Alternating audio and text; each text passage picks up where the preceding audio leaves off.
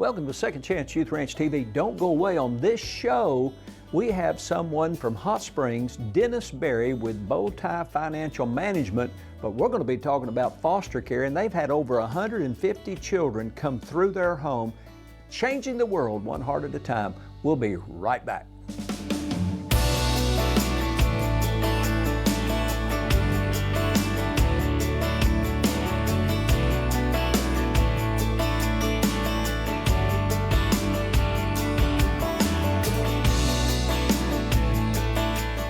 Welcome to Second Chance Youth Ranch TV. I'm your host, Perry Black, and on this show we have a very special guest who's deeply involved in fostering and foster care here in the state of Arkansas and previously even in other states. So we're going to answer some of your questions about how you can change a life one heart at a time.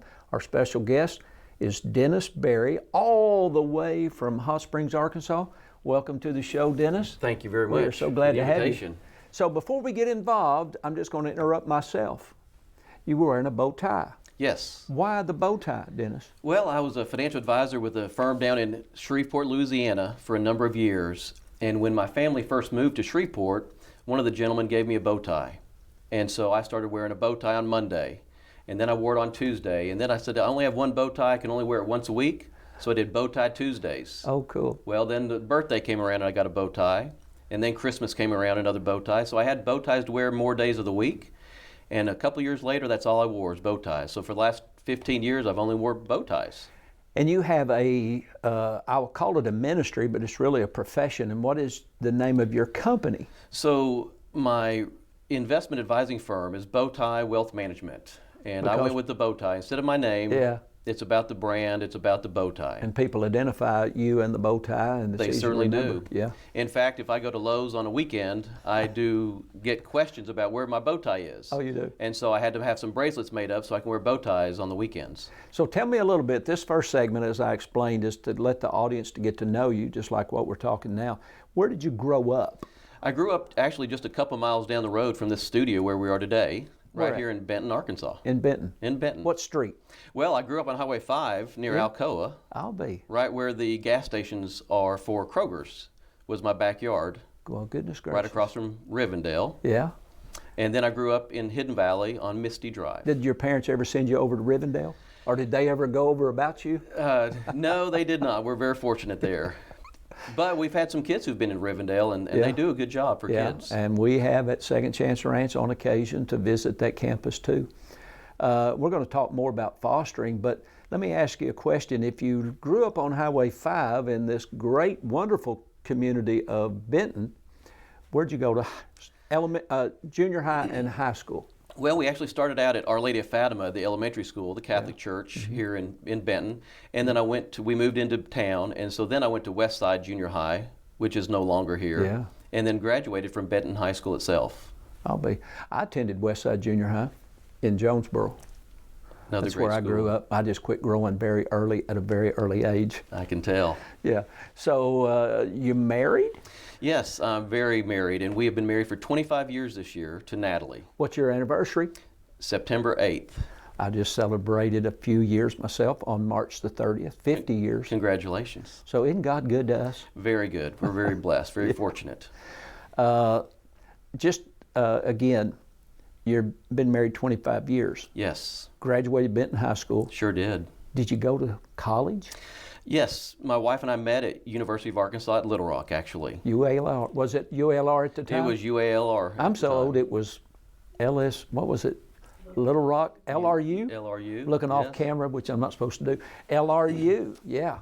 I went to Central High School, so LRU, right across from LRU, or UALR now, was the McDonald's, and there was a Shoney's. That was the happening street back in the day. It was. It sure Bobby was. socks and poodle dresses. And I wore neither. That's what I hear. Yeah. So, did your wife, is she also from Benton area? She's actually from Clifton, Texas. Clifton, where in the world? Clifton, it's south of Dallas, west of Waco. Yeah, went to Bible school in Dallas, but I've never heard of Clifton. Small town out there. Y'all been married 25 years. Do you happen to have any children? We happen to have a set of twins, actually. Yeah. We have boy-girl twins that are 20 years old. Our son is living at our family farm in Oklahoma near Altus. And our daughter is a sophomore down at University of Louisiana at Lafayette. University of Louisiana, Lafayette. That's a nice area. It's a great area. We love to go down. How long did you live in Shreveport? Well, we lived in Shreveport, which is northern Louisiana, for 5 years. And when we got down there, she decided she wanted to go to school there because it was nice and warm. Yeah, She likes the warm weather. She likes the crawfish?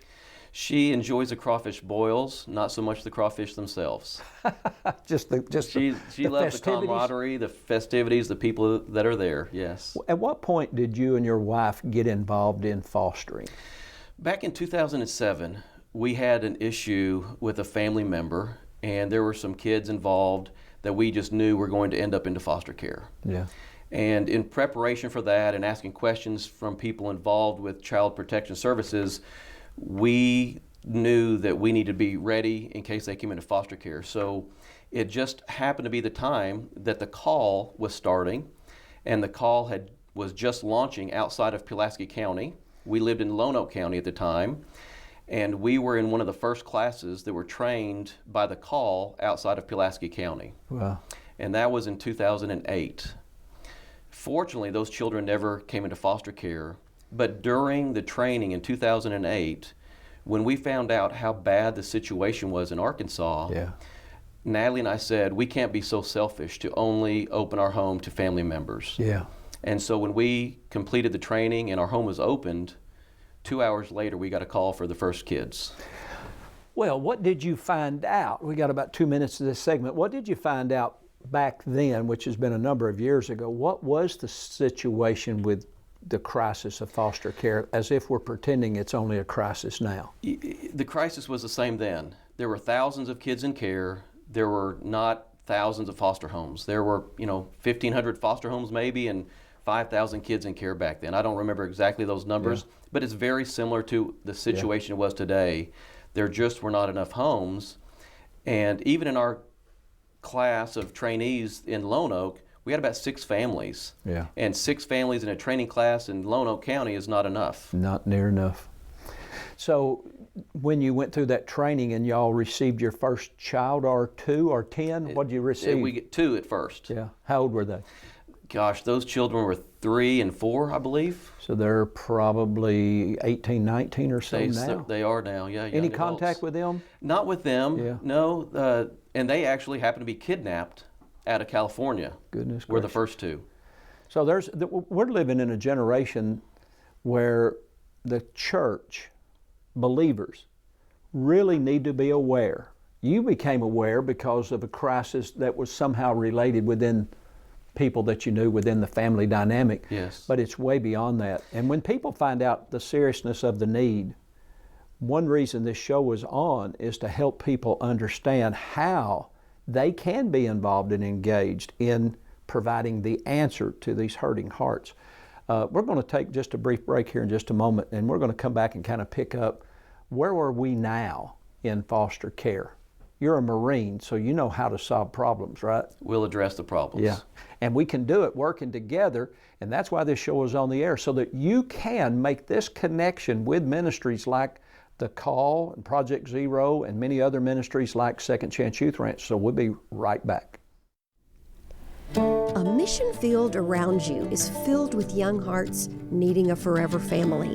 And at Second Chance Youth Ranch, our team is committed to providing healthy, stable, loving homes and families to hurting children in the Arkansas foster care system and those up for adoption. Please contact us if you feel the tug at your heart to help foster or adopt, and find out the steps you could take to help fulfill a child's lifelong dream. Maybe you can't foster or adopt, but you could help. The need for thousands of children in the system is staggering. But with the help of faithful partners and business alliances, we are meeting those needs right now. Would you help us make a difference? Every gift, regardless of size, impacts a child's life directly and helps provide for a home in the gap right now.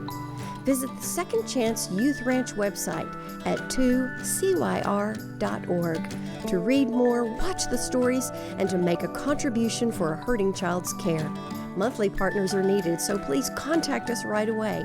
And as you partner with this ministry, you are partnering with the Heavenly Father that has promised to be Father to the fatherless. God bless you for helping Second Chance Youth Ranch. Hey, welcome back to Second Chance Youth Ranch TV. Our guest, if you're just now tuning in, where you been, but our guest is Dennis Berry from Hot Springs with Bowtie Financial something. Wealth management, that's Wealth right. management. What if I don't have wealth? What if I just had a little bit of money? Can you help me a little bit? We're going to help take care of you Help and build. get you there. Yeah. That's right. Get you to your goals. So Dennis, you and your wife been married 25 years. You've got twins. That's right. They're almost grown. Almost. They're working on it. They're 20. They're making progress. So they'll be moving out of the house when they're 30. They are on their own right now. on their They're own. doing great. One's at college. Yes. The other's doing what, did you say? He's out working at our ranch in Oklahoma, actually. What do you have on the ranch? Just some cows. Just cows. Just some cows. You know, I met a guy it's a long story, which all my stories are, but I met a guy one time and I kept asking a mutual acquaintance that we didn't really know each other, but we just all were together. And I said, what does he do? And he was dressed in cutoffs and flip-flops, and she said, they just own some farm. They're one of the largest farms in Texas. And so I kept asking him, so what do you do? Oh, our family, we own some cattle. Well, the real story is one of the richest families in Texas. Yes. And around the cattle were oil derricks. But he was a most unpresuming guy, easygoing, easy to talk to, and we just happened to be in a car together trying to get to a city, and the airlines were canceled because of weather. Yes. And he never really told me how large his farm was or who his family was. It's just some cows. He's just just trying some to help cows. out. In your case, it'd be holy cows. They should be. That's right. And so your son kind of runs the farm? Well, he takes care of it for us, and he works at another company doing some trucking and different things as well. Yeah, pretty interesting. So you guys have been involved in foster care since 2000? 2008. And so that'd be about 15 years? About 15 years. Y'all probably had, 4 or 5 kids come through your family in your home? We did last month. Yeah. So the total number of kids we've had is about 163. In just a few years. That's right. Are you one of the, hopefully, several homes in Garland County that in the middle of the night where there's someone who's unfortunately been removed from a home and they need a couch? We are from or time a to time. bed? We are that family. We try to be, and we've got some other great families in Garland County that do that as well. But yes, we open our home, and before we had a support center in Garland County, we would have them, DCFS would bring kids to our house, and they would actually bathe them if they needed to in the middle of the night. Wow. That's how I grew up. Our house was the drop-off place in Craighead County up in Jonesboro. We'd go to bed with 10, wake up with 12. I think the most children we ever had in the house, counting me and my 4 siblings, there were 5 of us, was 19. We haven't gone that high, but Yeah. we've had 8 kids at a time. So what is that? 8 and 12. We've had 12 of us in the house. Yeah. There was one time back pre-COVID, we had some girls, and we had a lot of kids coming through in fall of 19. And one morning we got into the truck to take the kids to school, and one of the girls looked in the back seat. She said, "I'm not even going to ask." There was another kid in the car. It's so many kids we had that month or 2 months when they were with us. It was a lot. So does your wife do fostering, what we would call full-time? Meaning you're the professional and she's there to bring the dream I would to say pass? yes. She's a fitness instructor. Oh, okay. And so she teaches morning classes. So a lot of times I have the morning drop-offs and the morning routines. Fitness center, where does she teach? She teaches at the Hot Springs Health and Fitness Center and at the YMCA. I know in you can't town. tell by looking, but I was a member there from 51 to COVID. She was So, there during COVID anyway, or we missed you So there. I probably know her too. It's Natalie, is who that is. My there. wife and I have said several times in the last 2 weeks, we got to get back to the health and fitness. Look at me. Look what's happened since She COVID would love hit. to see you back there, you and your wife, that's for sure. So, But when she's done with classes, noonish or so, that's when she gets into the dental appointments, the orthodontist appointments, the therapy sessions All to the take the things that kids need. all the things that kids need when they're not at school. now, when you first started with fostering, you and your wife, in 15 years ago, Yes. what has changed within the system where are you getting more support from the community and from those within the foster care system than you previously got 15 years ago? I believe we do now, because again, as we were recruited through the call, it was an infant organization at that point. It's grown tremendously, fortunately, for families. And so the call malls that have opened up, the call support centers that have opened up, the assistance with handling traumatized children, the Hope Conference that is organized every year to give foster parents training, spiritual support, and more. The call has gotten more active in raising support in the community and is working with other organizations to do that as well. And that's led to presentations at church, and those presentations, they raise up the support within the church for the foster family support families to help babysit the kids or watch children or provide material needs that the kids have, or just the spiritual and emotional support that foster families need. Yeah, call serves a real important element in fostering and recruiting foster families too, correct? Yes. Yeah. We spend a lot of time in churches and speaking to civic organizations, recruiting and getting the message out and making sure people are aware of the need for more Christian-based foster families. You mentioned church, so just for anybody that's viewing, this is on a Christian network and airs through the internet through all over the world. What role did faith in your relationship with the Lord have to do with your heart for hurting kids? It was very important to us. And, you know, we go to the Catholic Church, we're Catholic, and the Catholic parish that we were with at Cathedral of St. Andrew in Little Rock at the time was very supportive of the mission we were taking on. And it was through that support, and now through the continued support at St. John the Baptist in Hot Springs, the support of the church and our other support families really allows us to keep going on, because it's very difficult to be a foster parent and deal with the secondary trauma that you receive that comes from the children that are in your home. Yeah. Now, St. John the Baptist Church, that's on? It's on Grand. Big white, the big white church up on the hill right across from the Chamber of Commerce. Yeah, beautiful place. So faith plays a significant role in what you and your wife do and in your profession as well. So when y'all go to Mass, you take your foster kids with you? You know, we do. And so many of them get so much out of it. Yeah. You hear so many stories that they didn't go to church, or they did go to church, or they had an uncle or a grandfather that was a minister or a pastor at their church they went to, or they haven't been in a long time. And we're active in the parish. We are lectors. We are Eucharistic ministers. We usher. And so we get up and we move around the church, and it gives those children a good experience of how to participate in a Christian service. Yeah, very important. Faith plays an important role in our lives here, and I think overall in so many of our foster care ministries around not just the state, but the United States. Hey, we're going to take a brief break, and we'll be back with Dennis Berry here in just a minute. My name is Peyton, and I'm about to turn 12 on October 13th. My name is Brody, and I just turned 8. Most things I like to do for fun is like play video games, go outside sometimes, ride bikes. Play with my brother. We like to play football, like to jump on the trampoline. We love to play with dogs and cats. And I saw you also had Pokemon cards. Tell me about that. I like to play them most of the time, and sometimes I like to battle people so I can like get the Pokemon cards. We can play together, and sometimes I win and sometimes he wins, and we trade. He's kind, he's loving. He's nice, he shares stuff, but not all the time. Do you guys live together? Not right now. We used to. Then I got sent away because I was acting up.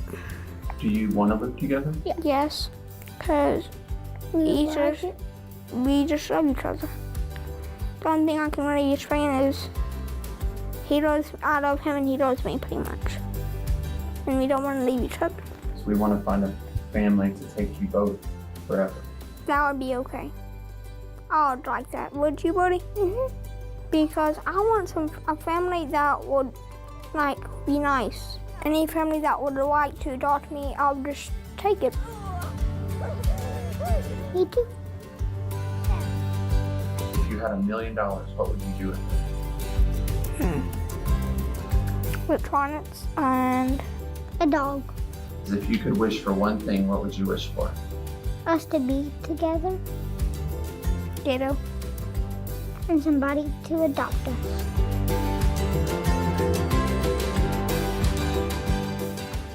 Hey, welcome back to Second Chance Youth Ranch TV. It is my prayer that during these brief breaks, and you watch some of these videos, many of them provided by Project Zero, that you see faces and hear the hearts of children who need you to make that phone call and make that connection with the call, Second Chance Youth Ranch, the Baptist Home. There's so many opportunities for you to get involved, and there's nothing that you can't do to make a difference in the hearts of a hurting child. Our special guest on this show, all the way from Hot Springs, is Dennis Berry with Bowtie Wealth Management. Very good, thank you. You guys have been involved in fostering now for over 15 years. We have, and you mentioned Project Zero, Yeah. and they do a great job. And then the Heart Gallery does a good job Yes. too of getting the faces of the children that need to be adopted Yeah. out there. The last time I did a presentation at a church and the Heart Gallery was there, Yeah. I saw 4 children that we had in our homes at different points of time that are still on the Heart Gallery. Explain to the audience now, what is the Heart Gallery? So the Heart Gallery is a grouping of photos that is able to be moved around around the state to different churches or businesses that shows the faces, the Yeah. real faces of these kids that are looking and that need families Yeah. that are available for adoption. The reason Project Zero is such good partners with us is they produce the videos and we get to show them Yes. because they work directly with DCFS. We as a ministry can't show the faces of our children. That's right. So even though Project Zero just showed 3 of our kids recently, and I review these shows, and I tell you, I cry every time. It's very they show touching. the Heart We Gallery. had some friends from Cabot text us just a few weeks ago that a new Project Zero film was shown, and they recognized one of the little girls that we had a couple of years ago. Yeah. And it's very touching, and it shows that the foster families and the families they interact with, these kids are important. These Yeah. kids need families. These kids make an impression on people. Now you're They you're very involved in the chamber in Hot Springs. Yes. I've read your bio. It was exhausting to see all the stuff that you've been involved in. You know, I'm very lucky that I have a business that flows real well and supportive clients Yeah. that allows me to spend a great part of my day helping the community and helping Yeah. the different foster care organizations in town. But you and your church, St. John the Baptist Catholic Church, Yes. there in Hot Springs, y'all did a float recently. Y'all been involved in the parade in That's Hot right. Springs. There's a group of us from the church that put together a float in the world's shortest St. Patrick's Day parade. It's called the St. Patty's Wagons. Is that little street? It's 98 feet long, Yeah. Bridge Street Yeah, in Bridge Hot Street. Springs. And so our float that we've had for the last 7 years, we've been very fortunate to have several of our foster kids that have been with us during the month of March ride the float with us. And those have been great times where those kids have been able to throw throws to people and wave at their friends in the crowd. And some of them have actually seen their parents in the crowd, so they got an extra visit that week to see their parents that were watching them and screaming for them on the float. Yeah, that's pretty cool. It was really good. You know, this year we had the great fortune of seeing 3 different families of foster children that we've had in the past actually watching the floats, watching the parade, and with their family. So they were reunified with their family. They were doing good out in the community, having a fun time at a great family-oriented event. Yeah, and I used to ride on that float. That's right. That's So right. tell me, in this segment, we've got a few minutes. Tell me what it's like to have foster children in your home. Do y'all go out to eat together? You go to the park, you throw a ball, you go on vacation? We do. We do all You that. do? We do all that Like with a the real kids. family? Like a real normal family, Yeah. because that's what we are. And sometimes that's very difficult for the kids to understand because they're new to us. There's not the trust on their side yet, so they have a hard time accepting that love and compassion. Yeah. And so you have to share it very generously and carefully at times. In fact, just a couple of weeks ago, we were at a restaurant eating dinner with some other family, extended family, and one of the foster children we had at the time. And DCFS brought us another child at the restaurant, to the restaurant, Yeah. because they needed a place for him to go. DCFS pick up the ticket? No, they did not. No, they did not. But that's okay. That's one thing we're going to do for them Yeah. to help them as well. Yeah. That's part of our mission to help them as well. And it was amazing, these two boys, these were teenage boys that have been in foster care for a while, to have them list the number of schools that they had been, because there weren't enough families that could keep them long term. They kept having to be moved to another family. Multiple families. So there's still such a need for families to pray about their calling for the need for more foster families. Yeah, and this morning, just before I came to studio, I stopped over in Benton. We're finishing up a demolition of a little building, and as soon as my surveyor gets me the survey, we're going to build another foster home. It'll probably be $250,000, 5 bedrooms, because there's not enough homes. And we'll put a foster family in there, a beautiful home. We'll give them a van, a food stipend, some compensation, and give them a beautiful opportunity. We say it like this: we give you everything, including the children. Yes. Isn't that a great deal? It is, because the children are going to be one right after another. There's such a need for that. We're specializing in a sibling group. So with that large of a home, we'll take in anywhere from a sibling group of 4 to 6 kids, along with the parents, the foster parents, and there's probably 1 or 2 children of their own. We'll give them a 15-passenger van and so forth. We got 2 minutes in this closing segment, Dennis. Why should anybody get involved in foster care? Why should they make the call? And look at camera number 3 right there. You should get into foster care. If you read your Bible, you can pull up any scripture verse that it leads back to helping others and caring for others. And there are so many great missions out there that do take care of people. But when you foster, you are showing children a way to have a wonderful life later on. You're showing children that there are caring people in the world, and that they can have hope, that there will be people there to support them and help them become normal, more successful people, and to get out of the trauma that they've been through. There are several great missions out there, but when you pray about that, this is the one where there's such a great need. You know, in Garland County, we have over 200 foster children, but we only have about 40 foster families. There's not enough families. And it's like that in every state of the union. So you nailed it. Make the call. Call the call. If you don't know how to do that, go to secondchanceyouthranch.org, 2CYR.org. Visit our website. There's links there. Make a phone call, 501-594-5200. Let us know. We'll help connect you.